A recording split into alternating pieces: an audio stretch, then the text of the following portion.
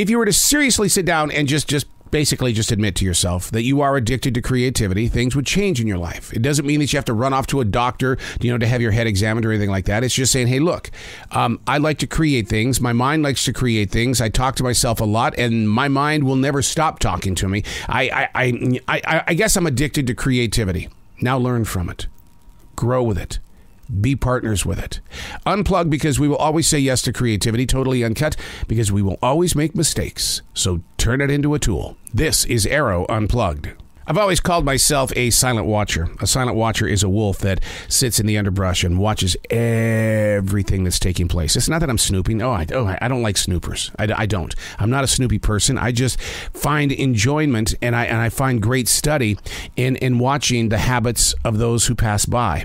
But I notice a lot of things, and one of the biggest noticeable changes over the past maybe 25, 26 months, dogs have really amplified in our lives and upon our paths. Before the pandemic, sure, we enjoyed our dogs. We would take our dog to a bar, an outdoor restaurant. Plus, we would always, walk through Home Depot and other non-food establishments. We love our dog. We really do. This was before the pandemic. We checked in with her all the time. Now, as of late, though, I'm beginning to see even more four-legged bundles of love and compassion in grocery stores.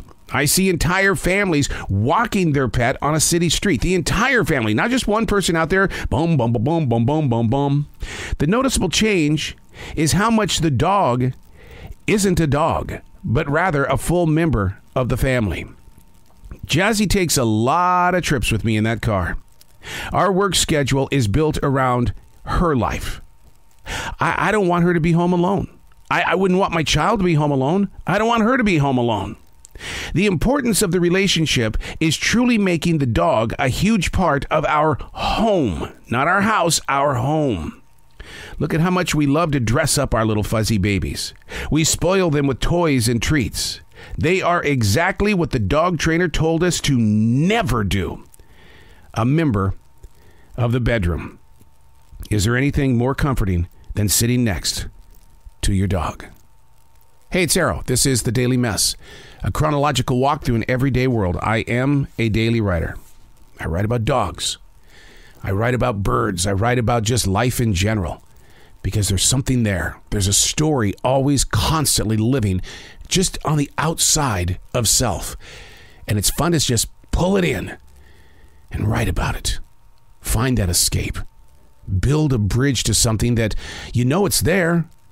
Just get it to you. This is The Daily Mess. What the reader and or listener will never get to see in the days ahead is the blank page. The fidgeting of thoughts before they're set free to roam the open space. A lamp is always to my right. It gives me the most amazing shadows. It's like thinking with a friend. But who's right, the shadow or me? Can the shadow and the writer agree to disagree? Now, if this were a crime series, can the shadow be the killer? An empty page doesn't have to stay that way. It's a choice. But is it one that truly speaks your voice? Authors tend to pen out stories based on what they like to read. I often wonder about the lighting. I demand the room to be extremely bright, and you should see how bright the studio is. It's no different. I feel like a box of French fries in here waiting for a passerby. So many shadows. And I've learned to trust every single one of them, for it's within a shadow that darkness lurks. So I've got to ask you the question, does your shadow love you enough to keep your mind free of bad thoughts? And so, the mystery remains. Dun, dun, dun, dun. I do like my shadow. And that's not a conceited thing to say. Shadows, once again, it's not that I'm codependent. It's just a shadow gives you that strength of saying that I am here. And the reason why I know I'm here because I'm carrying my shadow. And it's fun to sit inside this studio. And maybe it's because when I was a kid, I would do little like shadow animals. I would turn on a light late at night and I would sit there, and that's how I'd fall asleep. I would create these storylines around these shadows that my hands were creating. And the thing is that what I love about being in the presence of a shadow is the fact that shadows give you the opportunity to explore. And see, you have the confidence to say, well, here I am in this present place of now. And when I go into this place, even though it may become dark, I always look around to see if my shadow's with me. Spiritually, yes, it is. But at the same time, here's what's going to happen. And I know that there's somebody who's probably thinking about this.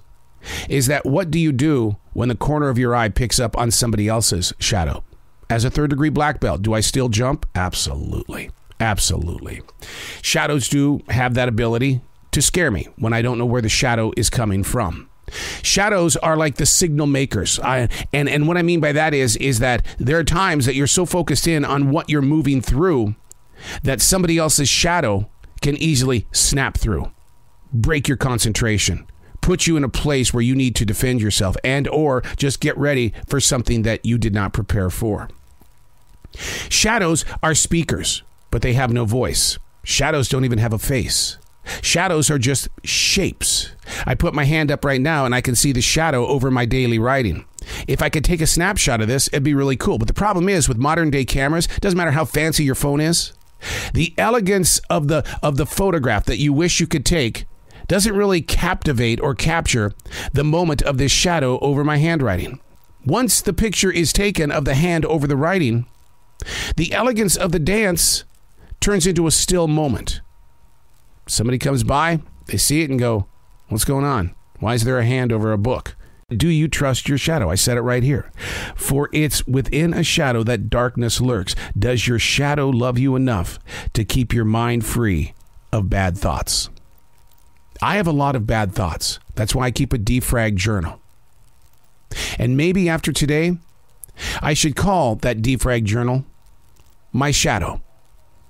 Because if the shadow does keep us from bad thoughts, then it's inside that book that bad thoughts are set free.